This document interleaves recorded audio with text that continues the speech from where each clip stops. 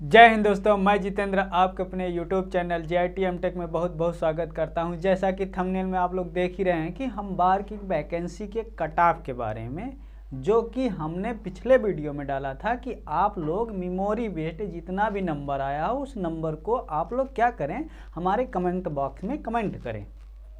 तो उसी के बेसिस पे हमने क्या किया है कि इसके कट ऑफ का जो कट ऑफ मेरिट जाएगी मेमोरी बेस्ड, ये एक्चुअल नहीं है, मेमोरी बेस्ड जितना हमारे पास आया है, जितना लोगों ने कमेंट किया है उसके हिसाब से हम बता दे रहे हैं कुछ ट्रेड का कि कट ऑफ कितना जाएगा, कि या जनरल का, ओबीसी का, ईडब्ल्यूएस का, एससी का, एसटी का, सारे ट्रेड का लगभग हम बताएंगे। और आप लोग वीडियो पे बने रहिए। अगर चैनल पर नए हो तो प्लीज़ चैनल को सब्सक्राइब कर लीजिए। और देर न करते हुए हम आते हैं पहले वाले ट्रेड पे। जैसे हम पहला होता है फिटर अगर हम देखते हैं तो हम लिख के रखे हैं। फिटर में क्या है, फिटर में जो है वैकेंसी थी 5753 और कुल क्वालिफाई हुए हैं ट्रेड टेस्ट के लिए इतना, ये हम पहले ही बता चुके हैं। हाँ, लगभग 1.5 गुना लोग, 2 गुना 7 दूनी 14, 2 गुना से कुछ ज़्यादा लोग आ रहे हैं। तो इसमें हम क्या मेरिट बताएंगे, कितने गुना लोग हैं वो तो पिछले वीडियो में हम बता चुके हैं। इसकी मेरिट की बात करेंगे। अगर मेरिट की हम बात कर रहे हैं तो हमने जहाँ तक एनालिसिस किया, जैसे हम ले लें यूआर का जो हमारे पास कमेंट आया, वो कमेंट हमने यहाँ लिखा है और पिछले वीडियो के कमेंट बॉक्स में आप लोग चेक भी कर सकते हैं। जो यूआर का है लगभग हमारे पास मिनिमम अगर देखें तो 110 से लेकर और मैक्सिमम 137 तक इतना कमेंट बॉक्स में आया। और जहाँ की मेरा मानना है यूआर का जो कट ऑफ जाएगा वो 110 से ही समझ लीजिए 115 के बीच में रहेगा। अगर हम ओबीसी का कट ऑफ देखें, कमेंट बॉक्स में हमारे बहुत सारे ओबीसी के आए थे। जैसे कोई 127 पाया है, कोई 110 पाया है, कोई 135 पाया है, इसी तरह के मतलब कमेंट आए हैं। और जैसे 120 वाला भी मिला है और 99 वाला भी मिला है, नहीं सॉरी 99 नहीं मिला है। तो अगर ओबीसी का देखें तो हमको ऐसा लगता है कि 105 से 110 के बीच में ओबीसी की मेरिट रहेगी, 105 से 110 के बीच में। और ऐसे ही देख लें हम उसका क्या, ईडब्ल्यूएस का अगर फिटर में देखते हैं तो ईडब्ल्यूएस का भी लगभग 107 से 110 के ही बीच में या 112-14 के बीच में मान लीजिए। और एससी का देखें तो एससी का हमारे पास कमेंट आया था, लगभग मिनिमम देखेंगे तो 199 वाला कमेंट आया था।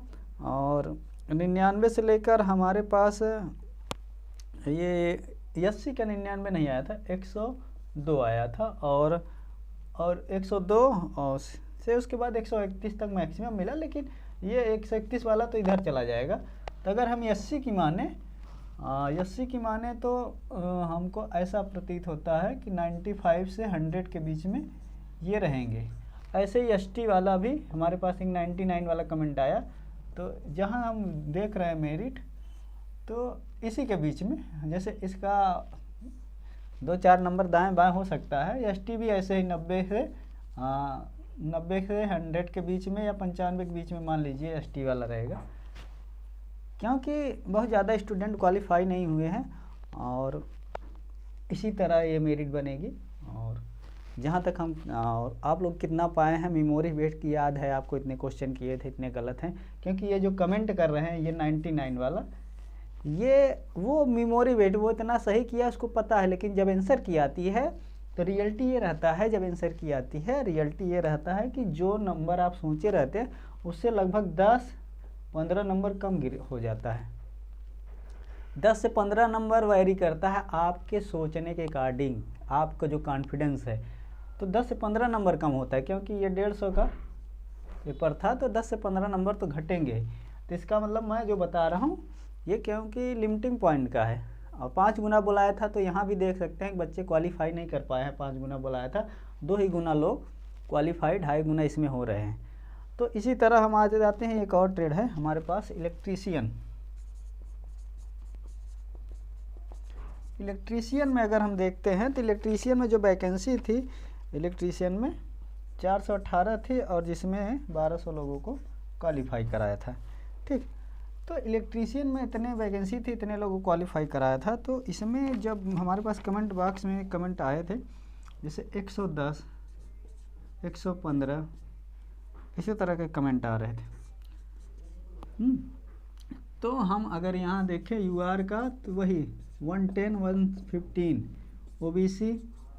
ओबीसी वही सेम लगभग, क्योंकि इसमें भी उसी तरीके से लोग क्वालिफाई हुए। इसकी मेरिट थोड़ा हाई जा सकती है। ओबीसी भी अगर मान लें तो 105 से 110 के बीच में ही रहेगी, और एससी मान लें तो वही 100 से 105, और एसटी मान लें तो वही 90 से 100 इसके बीच में ही रहेगी। और आगे एक ठो और ट्रेड है हमारे पास, प्लांट ऑपरेटर का कुछ कमेंट आया था। प्लांट ऑपरेटर की वैकेंसी का अच्छी खासी है। इसमें क्या था 105, 113 यूआर वाले किए थे, समझ रहे हैं। हाँ, ये जितना कमेंट कर रहे हैं ये मेमोरी बेस्ड नंबर है, मैं आपको बता दूं। और मेमोरी बेस्ड नंबर और रियल नंबर में 5 से 10 नंबर का फ़र्क हो जाता है, ये रियलिटी है, ये हम बता रहे हैं। और इसमें भी वैकेंसी तो काफ़ी, इसमें 4 गुना लोग लगभग क्वालिफाई कराया था। और इसमें प्लांट ऑपरेटर में 540 सीट थी और क्वालिफाई कराया 2235 लोग क्वालिफाई किए हैं। तो इसमें भी वही है, इसमें मेरिट आएगी 110 और 105 के बीच किसका, यूआर का। ओबीसी का अगर देखते हैं तो इसका बीसी का जो होगा ओबीसी इसमें 95 से 100, और ऐसे एससी का देख लें तो वही 90 से 95, थोड़ा दाएं बाएं हो सकता है। ये हम जो बता रहे हैं ये सही चीज़ें बता रहे हैं। और ये कमेंट बॉक्स में आप भी कमेंट करिए जिससे कि और क्लियर कट हो सके कि ये क्या है, और क्लियर कट हो सके कि हम बता सके कि हाँ बच्चे इतना पा रहे हैं। क्योंकि जो बता रहा है उससे 10 नंबर हम कम ही मान रहे हैं, क्योंकि जब आंसर की आती है तो हमें खुद ही नहीं पता है, ह्यूमन एरर, जो क्वेश्चन आते रहते हैं उसका गलत टिक हो जाता है। तो ये सारी बातें हैं। और इसके अलावा जैसे एक ट्रेड इधर और लिख देते हैं, फिर हम इरेज करते हैं। एक आया है हमारे लेबोरेटरी का। लेबोरेटरी का क्या है, इसमें क्या है कि हम यूआर का देखें 95 का कमेंट था और ये सिलेक्टेड है। इसका मतलब कि इसकी 90 से 95 तो यूआर ही जाएगी, ऐसे समझ लो। 90 से 92 ओबीसी समझ लो, ऐसे ईडब्ल्यूएस भी समझ लो। ओबीसी ईडब्ल्यूएस लगभग सेम रहता है, बहुत ज़्यादा फर्क नहीं बताता है। जितनी भी वैकेंसी में देख लिए हैं ईडब्ल्यूएस और ओबीसी सेम रह रहा है। और इसके बाद हम देखते हैं प्लांट इलेक्ट्रॉनिक्स मैकेनिक्स एक ब्रांच है, उसमें भी कमेंट आए थे। इलेक्ट्रॉनिक्स मैकेनिक्स वाले हैं, और इलेक्ट्रॉनिक्स मैकेनिक्स का जो है जो जनरल का आया था हमारे पास कमेंट 110 और 115 का। ठीक, इलेक्ट्रॉनिक्स मैकेनिक्स इसमें 110 और 115 जनरल का आया था। तो सीधी सी बात है, इलेक्ट्रॉनिक्स मैकेनिक्स अगर हम वैकेंसी देखें तो इसमें क्या था, इसमें भी 233 पोस्ट थी और 324 लोग क्वालिफाई कराए थे। लगभग 1.5 मतलब 14 लोग हो रहे थे, 10 लोगों की सीट मिल रही थी। तो इसमें क्या है, इसमें भी मेरिट लो जाएगी इसकी। जब इतना यूआर की हो गई तो मतलब हमको यूआर का लगता है 100 से 110 के बीच में, 105 के बीच में रहेगा। ऐसे ओबीसी का भी देख लेते हैं। तो इसमें ओबीसी का जो है लगभग वही 95 से 100 के बीच में, क्योंकि 1.4 ही लोग क्वालिफाई हो रहे हैं और स्किल टेस्ट में भी लोग फेल हो सकते हैं। ऐसे ईडब्ल्यूएस का भी लगभग इतना रहेगा। एससी का इससे 2-3 नंबर कम समझ लो, एससी वाले 2-3-4 नंबर कम समझे, और एसटी का भी उससे फिर एससी से 2-3-4 नंबर कम, कहीं कहीं तो मिल ही नहीं रहे हैं बच्चे। ठीक, और इसी तरह हम और जैसे देख लेते हैं, बहुत सारी चीज़ पोस्टें हैं। जैसे हम देखते हैं वेल्डर में,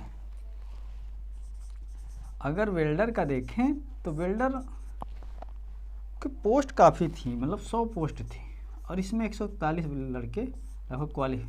तो इसमें भी अगर हम देखेंगे तो 100 और 110 के बीच में ही जाएगा। क्या 110 के बीच में जनरल यूआर का, और ओबीसी का 95 से 100 देख लीजिएगा, ये बीसी का है। और ईडब्ल्यूएस का भी यही है, और एससी का इसी से 2 से 3, जैसे 93 से 95 हो सकता है किस्सा एससी। एसटी का 90 तक हो सकता है, ठीक। और कुछ जैसे ट्रेड हैं, जैसे हमारे पास एक ट्रेड है इंस्ट्रूमेंट मैकेनिक। इसमें क्या हुआ है, इस ट्रेड में, सॉरी मार्कर थोड़ा कमज़ोर हो गया, इस ट्रेड में हुआ क्या है, इंस्ट्रूमेंट मैकेनिक में ऐसा हुआ है कि इसमें 155 पोस्ट में केवल 59 लोग पास हुए हैं। तो इसकी मेरिट क्या है, जो पास है वो खास है, मतलब जो पास है उसका हो गया, जो पास है उसका हो गया। और एक ट्रेड और हमारे पास है, उसका हम बता दें, प्लम्बर। प्लम्बर में क्या है कि इसमें भी 42 सीट थी और 79 लोग पास हुए हैं।